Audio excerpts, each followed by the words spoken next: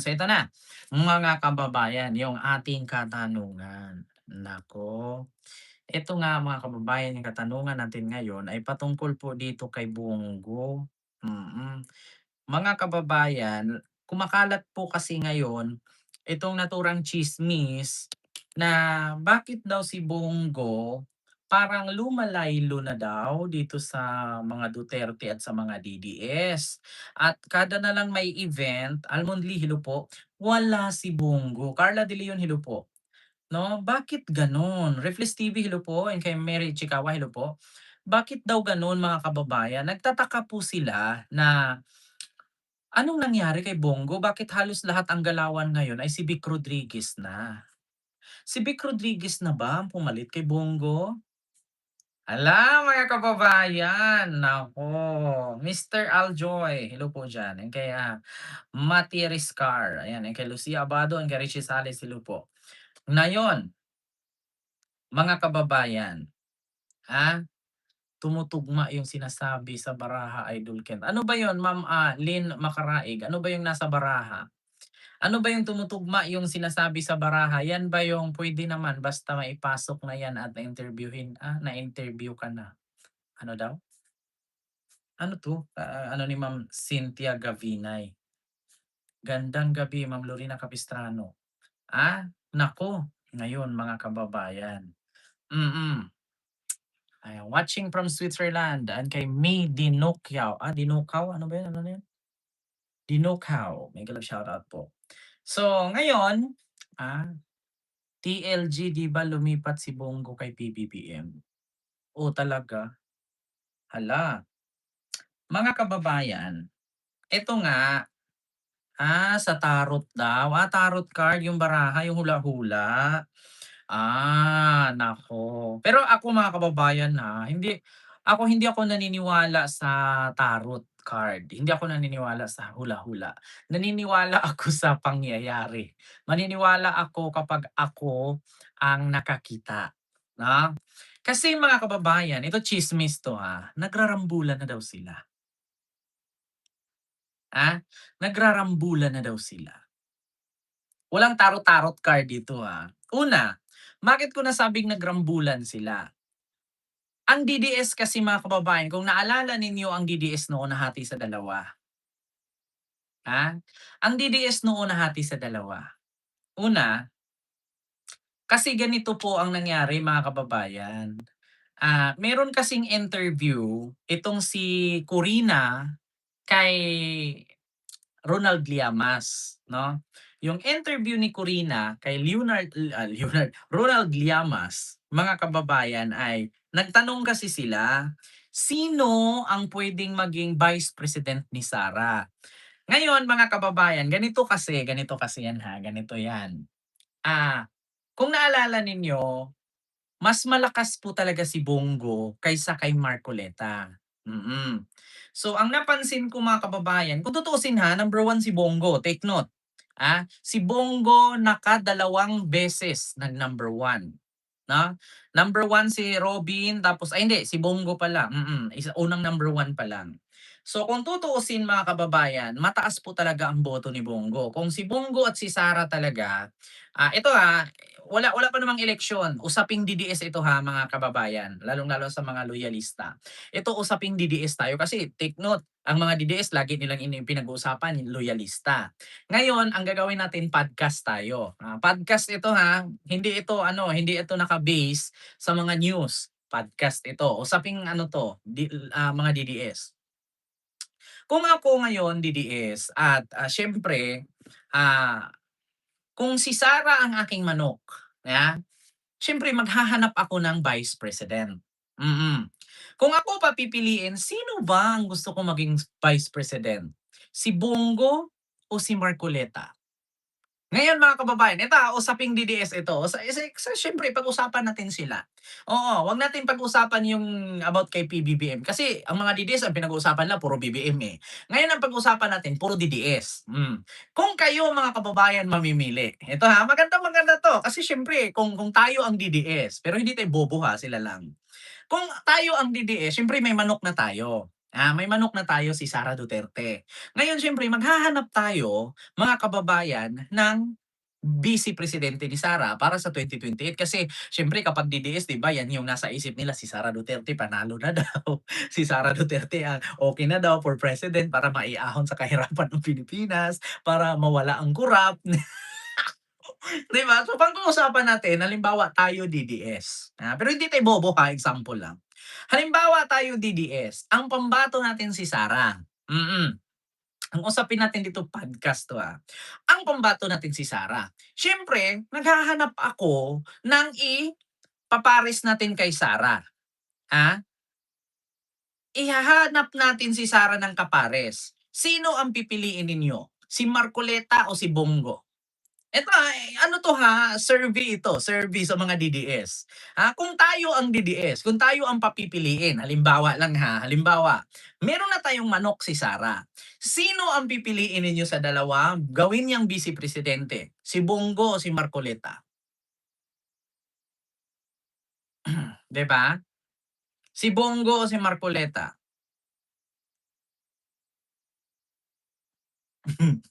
'Di ba? Sorry idol, 'di para sa inyo 'yun, namali lang ako. Alam niyo eto ha, sa totoo lang mga kababayan, kung tutuusin talaga, kung ako DDS ngayon, ang pipiliin ko talaga si Bongo. Bakit? Una, kasi ito mga kababayan, i-play ko muna ha, i-play ko muna yung video. Natatawa kasi ako dito. Kung halimbawa ang mga DDS, nalilinlang sila dito nalilinlang sila. Ito, interview to ni Corina kay Ronald Llamas. Marami to sila, nandito si Bayani Agbayani, sa ano to sa News 5. Ito ha, tignan niyo ha, naawa ako kay Bongo.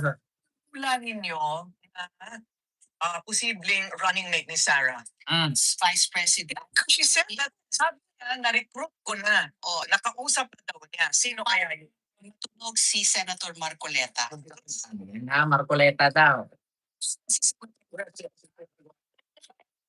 Pinakagwapo daw.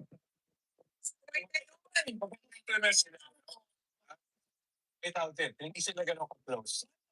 Strategic. Kasi kuha na naman ni Sarah ang iglesia. Yes. Marcoleta is iglesia. Yes. Hindi ba dapat magpang-Aquino siya para makuha niya ang bahid ng Dilaw?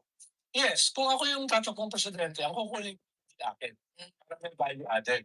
Pero, aling nga, sira naman sila. Oo. Maging vice, diba? Ang huling sa ni Sarah ay yung medyo malapit sa kanya. Pero tama si Corina. Iglesia ni Cristo, ano ka tayo? Pero may value added. At po. Oo.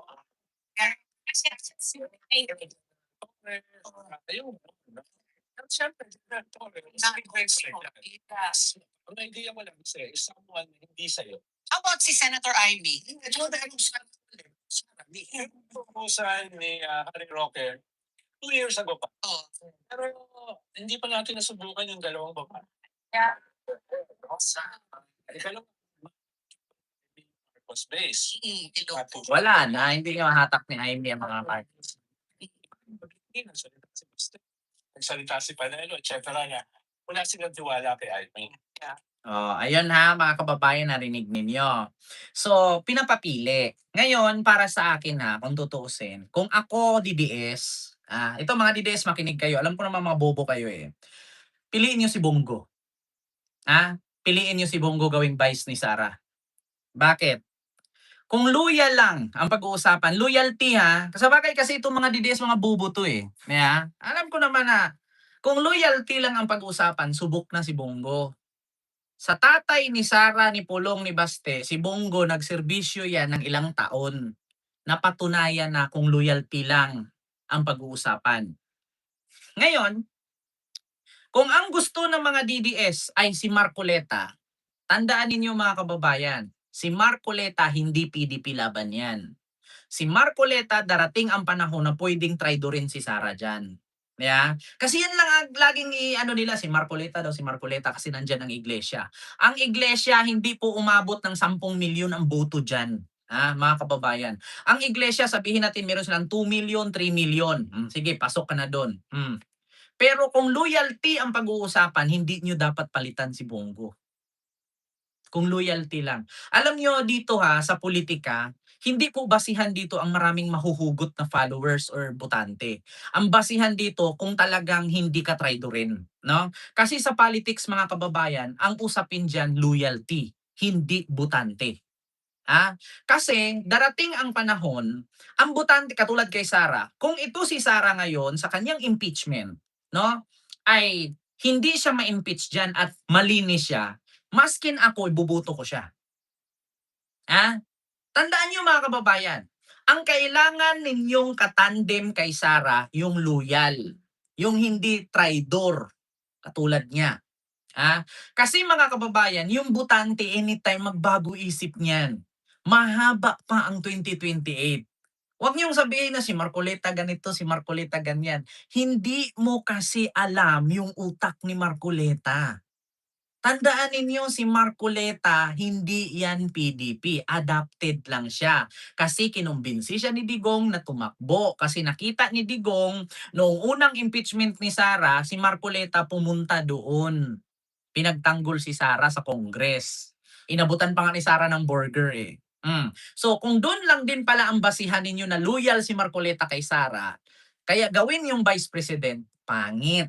Hindi gano'n, bago lang si Marcoleta. Pero kung loyalty, 'di ba? Ang pag-uusapan si Bongo, 'di ba? Si Bongo talaga ang loyalty kay Sara. Ito mga kababayan, podcast ito usaping ano 'to, usaping pagpipili, kung tayo ang DDS, kung ako ang DDS, kung ako papipiliin, mas piliin ko si Bongo. Pero ngayon mga kababayan, ito ang masakit kay Bongo, eh. Unti-unti kasi nilang kinarjak si Bongo. Unti-unti nilang niligwak. Pansin niyo, mga kababayan, ah? Pansinin ninyo na unti-unti nilang niligwak si Bongo. Una, bigyan ko kayo ng example. Loyal yan si Bongo, Diyos ko. Oo, sa totoo lang napaka-loyal ni Bongo kay Digong. Hindi natin maitanggi. Hindi natin masisi si Bongo. For how many years na nagserbisyo kay Digong yon, hindi niyo maitanggi na loyal talaga si Bongo kay Digong. Hindi naman po pwede na sabihin ng mga DDS kung talagang loyal ka kay Tatay Digong dapat samahan mo sa loob ng dahig. Hindi man po puwedeng gano'n. Darating din tayo diyan, 'di ba? Pero kung loyal lang ang pag-uusapan, nakakaawa si Bongo. Kawawa si Bongo, sa totoo lang. Unti-unti kasi nilang sinisipa. Kaya nga napatanong ako diyan, sa ating live, DDS pa ba si Bongo?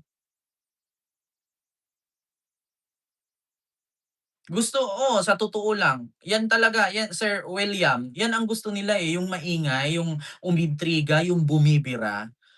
Pangit yung gano'n, pangit yung gano'n. Hindi yung puro buka ka, puro buka, puro buka, puro ingay, puro daldal, ta's walang ginagawa. Mahirap yung gano'n. Kasi sa totoo lang, kung si Marcoleta ang partner nila kay Sara at hindi si Bongo, mangungulilat si Sara. Maniwala kayo sa'kin. Kung sabihin ninyo na natatakot kayo kasi ang INC hindi boboto kay Sara, nasa INC yan. Hindi po porket INC ka, kung ano ang sabihin ng ministro ninyo, ayun ang susundin. Hindi po lahat ng INC ganun, sumusunod sa ministro. May sariling desisyon yang mga yan. May kaibigan nga akong INC, di ko na pangalanan hindi nga sila sumusunod kung ano yung sinabi ng ministro na ito ang iboto eh. May sarili silang desisyon. Kaya sabi ko sa inyo mga kababayan, napansin ko lang kasi, ilang may event na, wala si Bongo. Davao City, araw ng Davao. Birthday ni Digong, nasaan si Bongo? Ito, huwag kayong magalit sa akin mga DDS nagtatanong lang kami.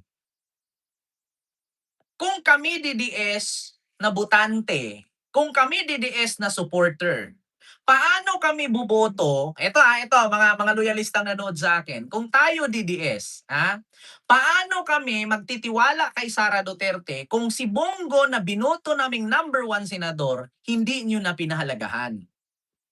'Di ba? Ito, sana na-gets niyo ako mga loyalista at kakamping ka. Sana na-gets niyo ako. Ah, Etong ating style ng pagla-live ngayon, malaking impact 'to. Ito yung rason na magising ang mga DDS. Dapat lahat ng vloggers ni PBBM ganito ang gawin 'pag nag-live, eh. Kung ako botante ni Sara, botante ni Digong, nagmamahal kay Tatay Digong, oh, 'di ba? Oh, ganito yung style, Oh.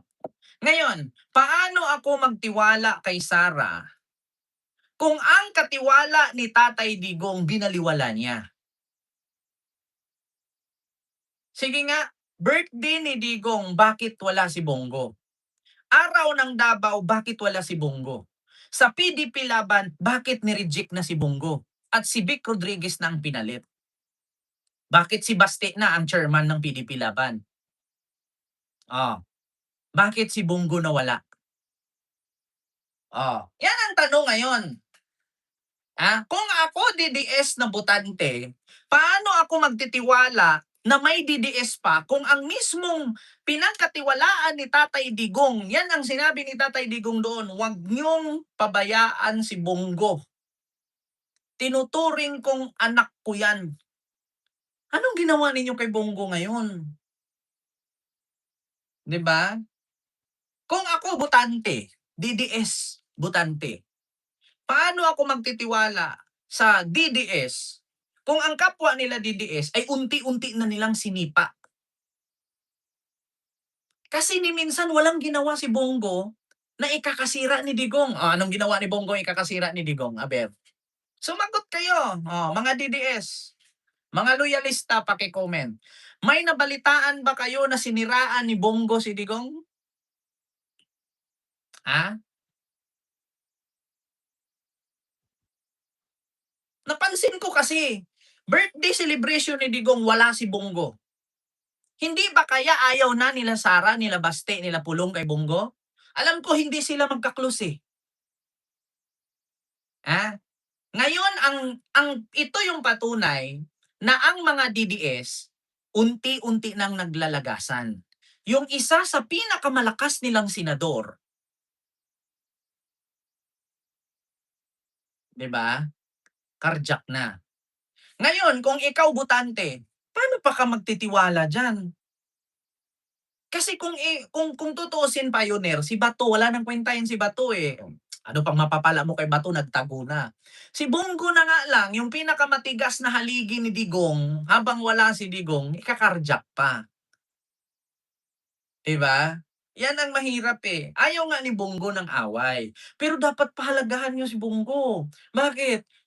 Ang laki ni Bongo, ha.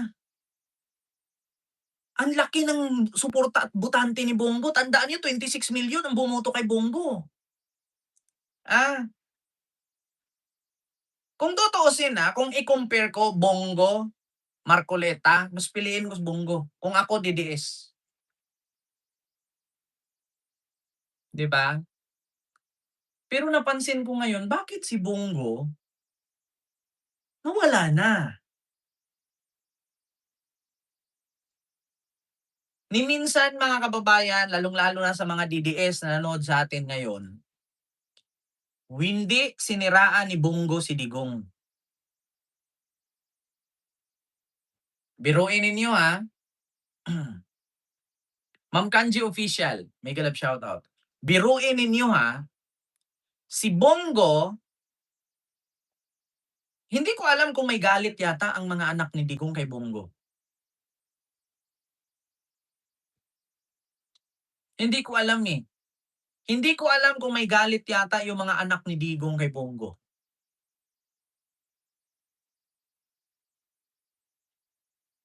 Hindi ko lang alam.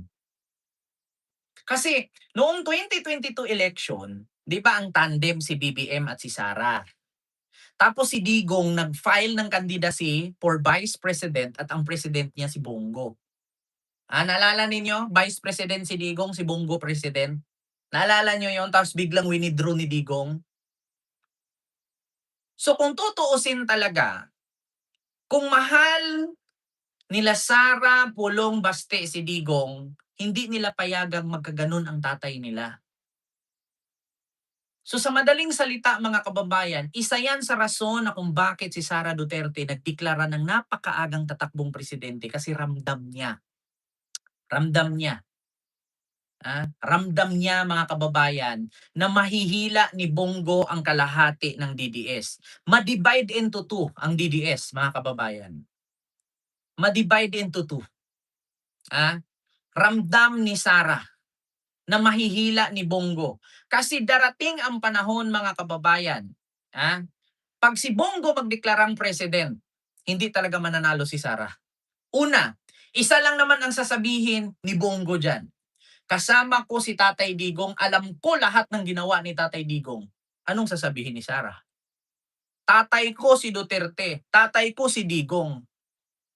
Kung sabihin ni Bongo, "Oo nga, tatay mo nga, pero noong presidente ang tatay mo, never mong kinausap 'yan. Kaya nga lang kayo nagkasundo nung nakulong na yung tatay mo." 'Di ba? Isa sa rason 'yan kung bakit si Sara ang aga nagdeklara, 'di ba, ng tatakbo siyang presidente kasi natatakot siya na si Bongo ang magdeklara. Matatalo talaga siya. Kasi kahit sa kahuli-hulihan nung bumaba si Digong pagkapresidente, si Bongo hindi iniwan si Digong. Pero ang anak niya nando'n nagtandem kay PBBM, 'di ba? Yan ang tandaan ninyo. Kaya kayo mga DDS na nanonood sa akin ngayon, isipin ninyong mabuti. Maganda pa ba ang samahan ng mga DDS diyan na politician? Hindi niyo ba napapansin? Si Topacio, si Guanzon hindi magkasundo. Pero si Guanzon at si Robin nagkakasundo. Si Robin umalis sa group chat kasi hindi niya kasundo ang mga ka-PDP niya. Tandaan niyo yan. Tapos yung mga nasa sakop ngayon ng PDP, lahat yan puro balimbing galing kay Marcos yan na pinagsisipa ni Marcos, lumipat kay Duterte na mga plastic noon na ang sabi si Bongbong hindi daw kailangan ng drug test kasi may drug test na. Tapos nung nakalipat kay Digong, kailangan niya magpa-herpeulical test, di ba? Naalala niyo yon? Sino yung abogado na yon, di ba? Puro-puro balimbing. Kung ako DDS ngayon, hindi na ako magtitiwala sa grupo ninyo. Bakit? Halos lahat ng nasa puder ni Sara ngayon, puro yan balimbing. Si Chavit, Solid North, na kay Sara, hindi na pagbigyan na gawing worker sa PCSO ang pamangkin. Ang rason, nagalit, lumipat kay Sara. Tandaan nyo yan ha, tandaan nyo yung mga record ng mga dumikit kay Sara. Yan yung mga demanding na hindi napagbigyan, nagsibaliktaran kay Marcos. Si Chavit, solid North, solid BBM. Hindi lang pinayagan ni PBBM na ipasok sa PCSO ang pamangkin. Ayun, galit na galit, dumikit kay Sara. Paano kung hindi rin mapagbigyan ni Sara yan? Baka nga lahat ng sikreto ni Sara, ibubulgar din yan. Ah? Puro balimbing yan nandyan. Si Vic Rodriguez, hindi lang napagbigyan sa hiling niya sa gabinete ni Marcos. Ayun, tumalikod, nandyan dumikit kay Sara. Si Guanzon, noong natalo si Leni, si Guanzon ang unang pumunta ng pagdeklara ni PBBM bilang presidente. Ayun, nakipag-shake hands pa kay Sandro, nakipag-shake hands pa kay Romualdez. Hindi napagbigyan ng posisyon. Asaan ngayon? Dumikit kay Sara. Si Maharlika na vlogger. Noong hindi napagbigyan ang gusto, ayun, bumaliktad, dumikit kay Sara. Pero dati, pinagbababoy-baboy niya si Digong. Kasi week leader, pinagtanggol niya yung tikri daw. Ngayon, kuting na. Lahat, puro balimbing. Sunod, si Glenn Chong. Sulit yan. Marcos loyalist yan. Hindi napagbigyan sa hiling. Dumikit kay Sara. Paano kung darating ang panahon na yang mga yan, kaya sila dumikit diyan kasi meron ding gustong hangarin at hindi mabigay ni Sara? Alam naman natin, alam naman natin kung saan sila nanggaling. Balimbing silang pumasok diyan. May possibility na babalimbing din yan pag hindi napagbigyan ni Sara yung mga yan. Pero si Bongo na ilang taon nang nagserbisyo, abay kinarjak. Kung ako DDS butante, kung ako DDS supporter, hindi ko ba matanong sa sarili ko at sa mga kasamahan kong DDS, okay pa ba ang PDP? Okay pa ba ang mga DDS politician? Bakit ganyan sila? 'Di ba, white shadows? Hmm. Bakit nagkakaganyan sila? Wala bang sigalot sa loob? Eto ang katanungan ngayon, ah, okey ba sila? Kasi sa tingin natin masaya sila, eh. Biruin niyo lahat ng dumikit kay Sarah, si Gwanson balimbing, si Kiko balimbing, si Vic Rodriguez balimbing, Glenn Chong balimbing, sino pa mga dumikit? Halos lahat balimbing. 'Pag dumating ang araw na yang mga yan kaya dumikit yan diyan kasi may gustong kuning posisyon yan. Si Mike Defensor hindi lang napagbigyan ni PBBM na gawing MMDA chairman, ayun bumalingbing. Si Trixie, bumalingbing. Lahat sila, halos lahat diyan, puro balimbing. Paano kung darating ang araw hindi mapagbigyan yan? Anong mangyari kay Sarah? Eh, ang record nila balimbing nga sila yan diyan. 'Di ba, Ma'am Winifred, Ilocana Garud, hilo po. Ah, korek ka Ken, kahit ako DDS mapapaisip na ako. 'Di ba, Ma'am Marites Mosne? Kung ako DDS ngayon mapapaisip talaga ako, bakit gano'n? Okey pa ba sila? So, una kong katanungan, okey pa ba sila? Pangalawa kong katanungan, malakas pa ba ang DDS? Pangatlo kong katanungan, mananalo ba si Sara sa impeachment? Pang-apat kong katanungan, paano kung ma-impeach si Sara, sinong pambato nila? Eto mga DDS, lagi niyong pagkatandaan. Paano kung si Sara ma-impeach, sinong gawin niyong pambato? Si Baste? Si Pulong?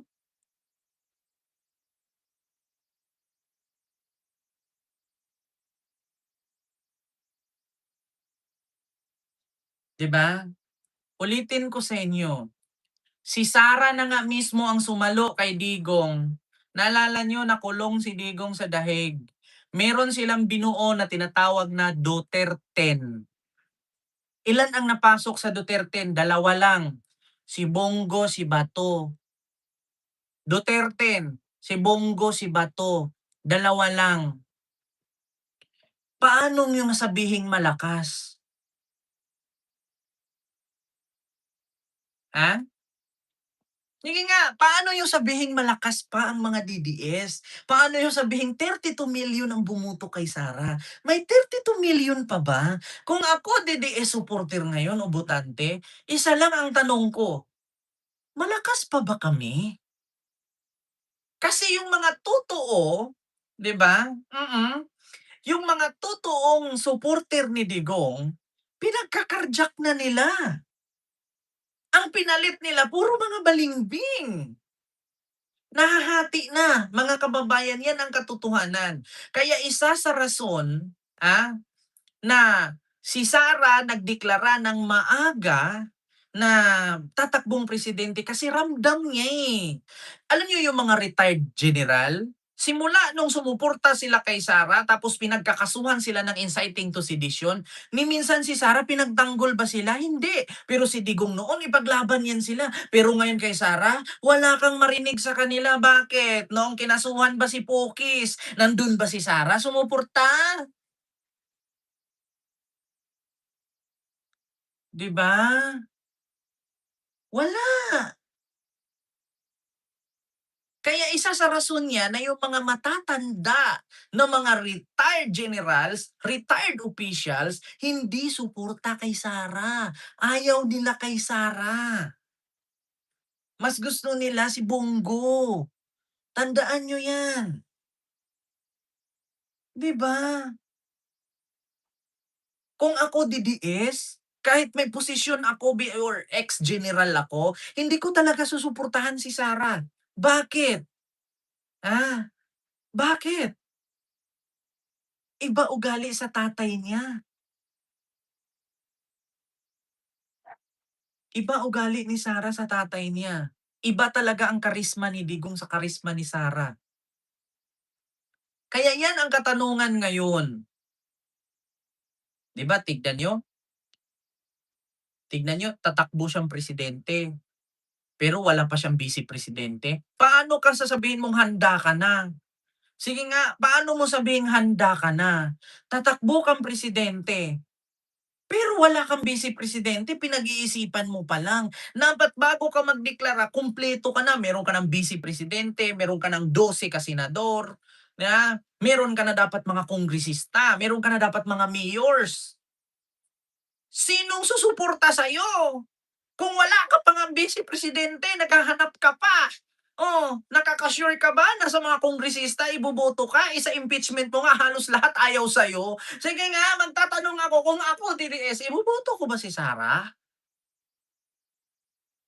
Siyempre mga kababayan, 'pag tumakbo kang presidente kailangan yung kongresista nakasuporta sa'yo, yung mga mayors nakasuporta sa'yo, pero pagdating sa Congress, bakit halos 200 plus na congressman ayaw kay Sara? So kung ang congressman na natira, 'di ba ang congressman 300 plus, 312, 308, 309, parang ganyan.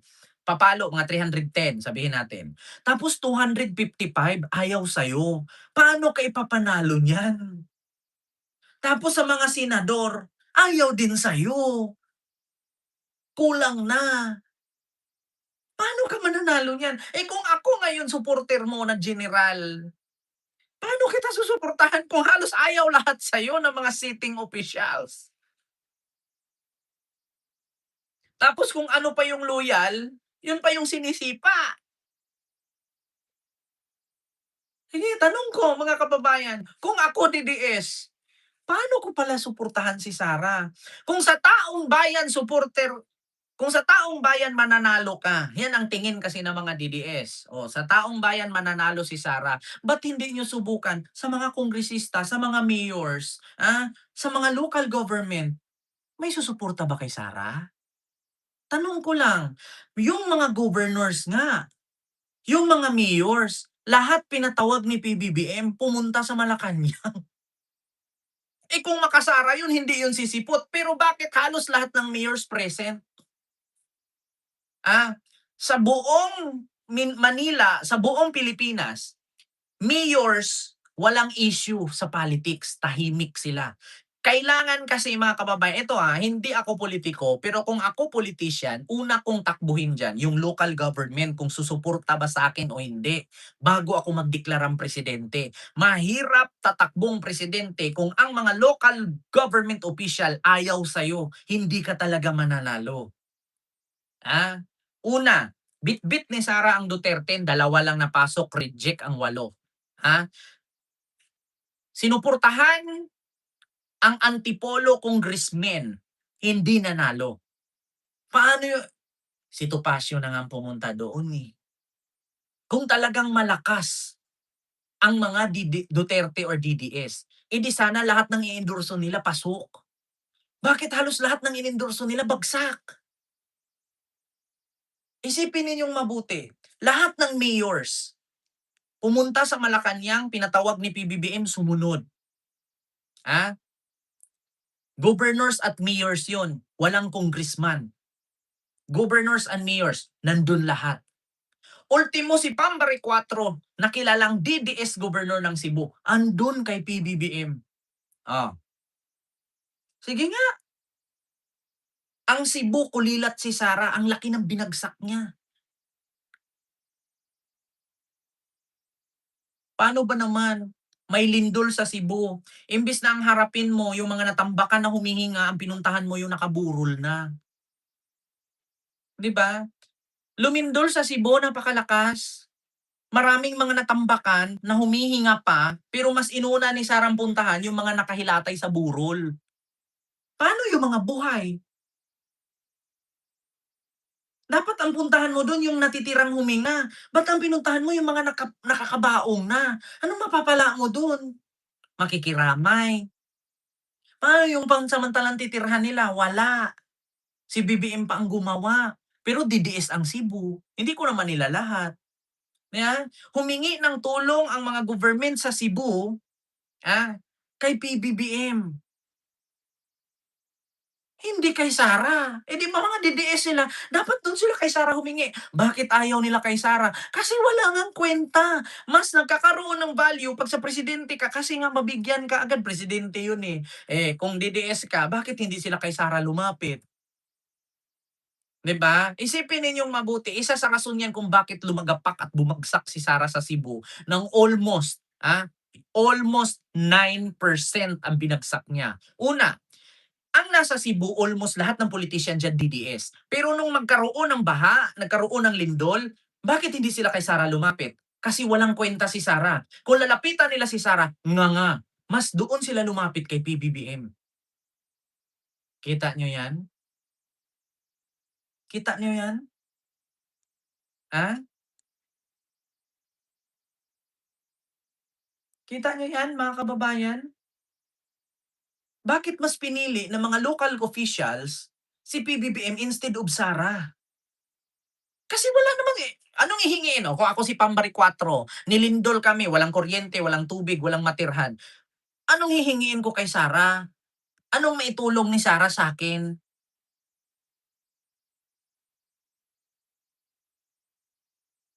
'di ba? Oh, Ma'am L Style Channel TV, hello po sa'yo diyan. 'Di ba? Yan yan ang isipin ninyo. Okey pa ba ang DDS? Marami pa ba sila? Bakit kapag nag-rally kayo sa EDSA hindi kayo umabot 1,000? Kaya yan ang daming napatanong. Alam niyo kung gabi-gabi tayong magla-live, gabi-gabi tayong mag-usap ng ganito, maraming magigising. Unang-una, kung sino yung pinaka-loyal, yun yung tina-target nila tatanggalin, si Bongo. Yun yung pinaka-loyal sa kanila, kinarjak nila, pinalitan kay Vic Rodriguez. Tapos, 'di ba, kita niyo yan? Kawawa si Bongo. So, anong gusto niyo mangyari? Si Bongo ang pumalit dun kay Digong tapos si Digong pauwiin? So, anong mangyari sa buhay ni Bongo? 'Di ba? Kung meron mang gustong pumalit kay Digong dun, yung mga anak niya. Kasi bakit si Bongo ang papalit? Ano bang kamag-anak ba ni Bongo si Digong? 'Di ba? Kung gusto baka ito ang napapansin ko. Baka yan yung gusto ng mga DDS na si Bongo dapat ang ikulong dun, si Digong dapat ang nandito. So, bakit si Bongo ang magsakripisyo sa buhay niya, anong kuwenta nung mga anak niya? 'Di ba kung talagang mahal niyo ang tatay ninyo, kayo yung magpakulong, si Digong yung iuwi niyo. Huwag niyong ituro niyo si Bongo ang magpakulong para si Digong makauwi. Bakit si Bongo ang magsakripisyo ng buhay, 'di ba? So, kung gawin ni Bongo 'yan, tatanggapin niyo na si Bongo, 'di ba? 'Yun ang tatandaan ninyo. Oh, sabi ni Sir, Cedro Galupo. Kaya nga sabi ko sa inyo mga kababayan, 'yan ang isipin ninyong mabuti. Okey pa ba ang DDS? Meron pa bang DDS? 'Yan ang katanungan ko ngayon. Ang maganda 'pag declared for president is barometer kung, ano kalakas ang ulan. 'Di ba? Gano'n naman talaga.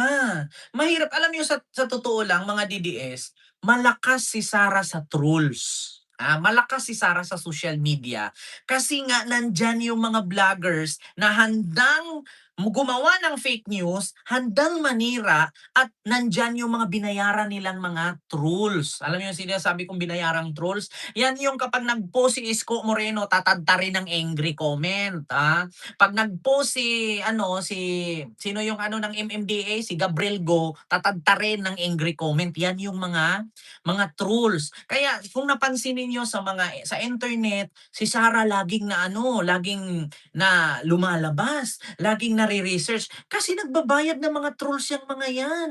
Alam mo yung ginagawa niyo yung sinasabing trolls, yan yung mga computer na kapag binuksan mo yung account naka-lock.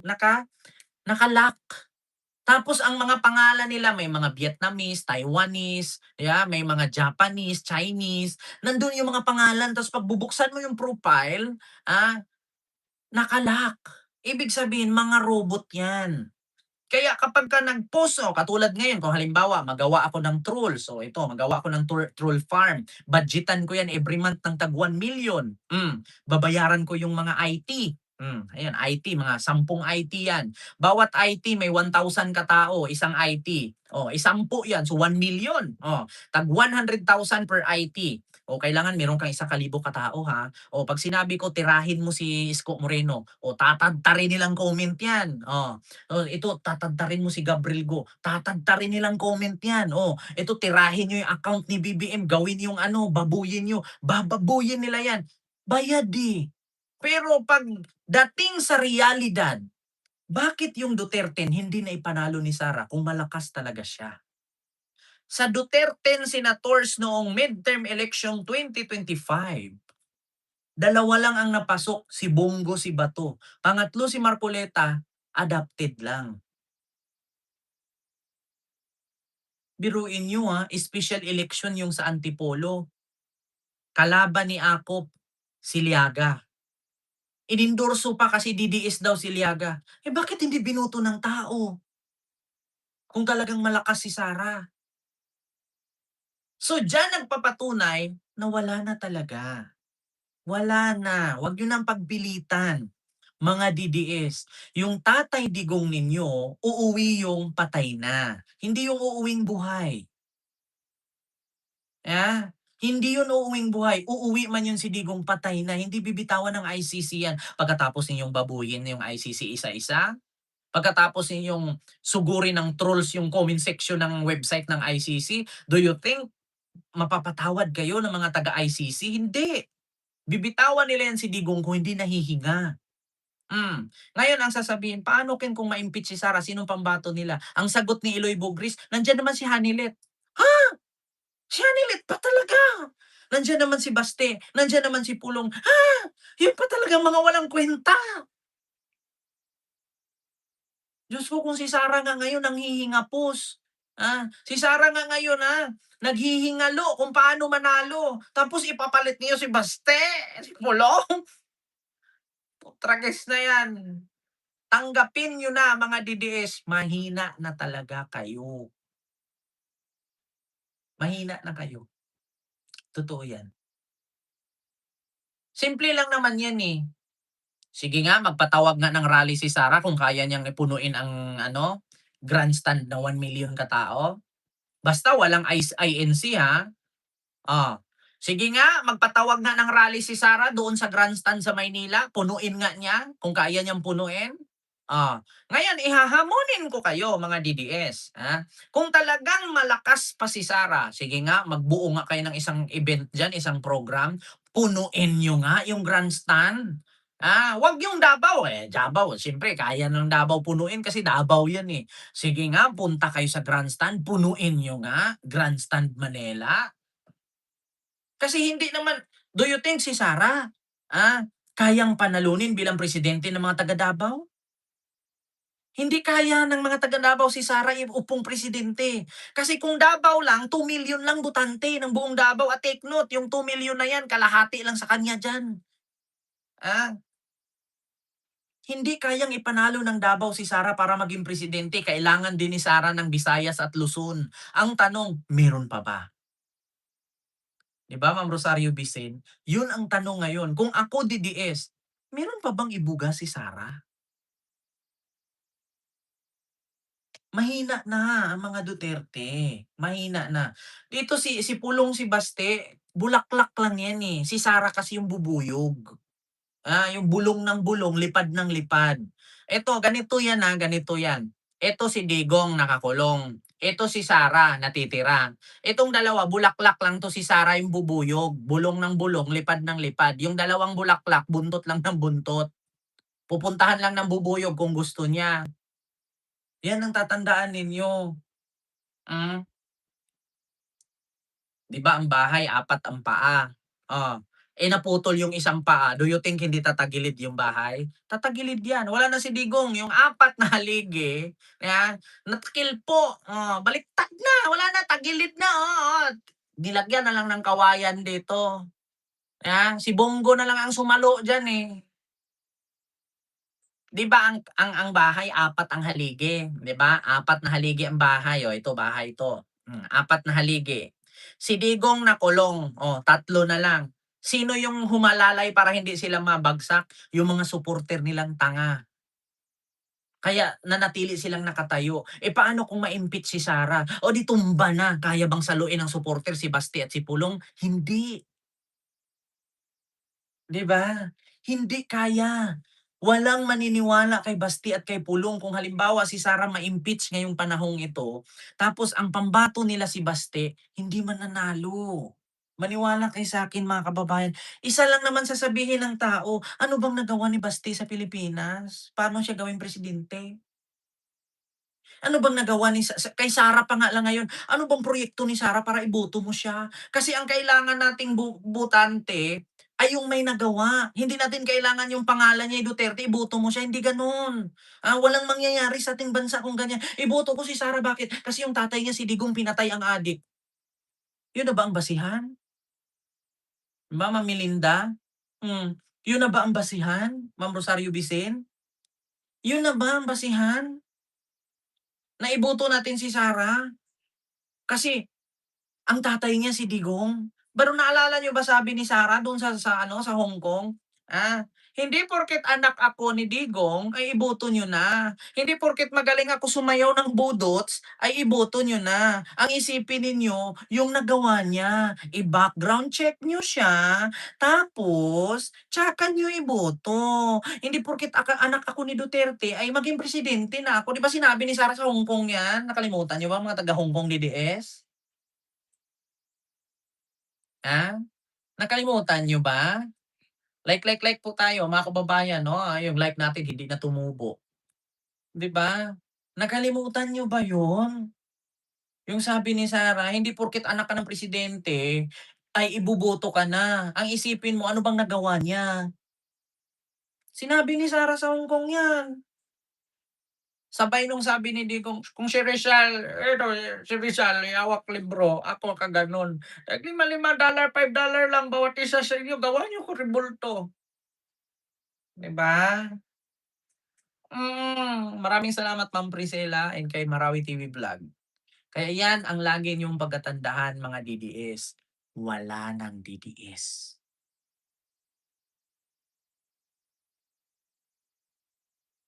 Hindi naman po puwede na 3 sila magpresidente, si Pulong, si Sara, si Baste. Ano kaya mangyari nun? Para kung matalo si Sara may Pulong, kung matalo si Pulong may Baste. Ano kaya mangyari nun, 'di ba? Literal na talagang tanga yun 'pag gano'n. So yun lang, mga kababayan yung aking reaksyon ngayon. Ah, bakit si Bongo lumamig na? Parte pa ba si Bongo ng PDP or DDS? DDS pa ba si Bongo? 'Di ba? DDS pa ba si Bongo? Araw ng Davao wala si Bongo, birthday ni Digong wala si Bongo. Kaya mga DDS lagi niyong pagkatandaan, kung malakas si Sara, bakit dalawa lang napasok sa Duterte niya nung 2025 senators election? So yun lang, mga kababayan, yung ating, reaksyones 'no, sa mga oras na ito. Wala na talagang DDS, mahina na. Kung sino pa yung loyal sinipa nila, kung sino pa yung sampig lang yun pa yung pinahalagahan. Walang mangyayari, walang mangyayari, na walang mangyayari sa grupo ng mga DDS kung lahat ng nakapaligid kay Sara ay puro balimbing.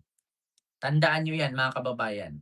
Walang mangyayari sa pagiging DDS ni Sara. Hindi mananalo si Sara sa 2028 kung lahat ng nakapaligid sa kanya puro balimbing. Darating ang kagipitan, bigla siyang iwan. Niwala kayo sa akin 'yan. Iniwan nga nila si PBBM na tinulungan sila lahat ni PBBM tapos ngayon nandiyan sila kay Sara. Paano kung hindi ni Sara mapagbigyan ng mga kahilingan nila 'yan? Oh, bigla na si Sara baliktarin 'yan. Bigla na si Sara baka sila pang magpa-impeach kay Sara niyan, 'di ba? Oh, 'di ba? Oh, sabi ni Ma'am Ginger Tiken, May kaibigan ako nag-post sa FB, pinklawan na daw siya, simula ngayon natauhan din, oh, 'di ba? Kita niyo, 'yan ang tandaan ninyo, kung yung mga sincere kay Digong pinagliligwak ni Sarah, tapos pinagpalit niya yung puro balimbing, ano pang mangyayari sa grupo, 'di ba? Hmm. So yun lang mga kababayan.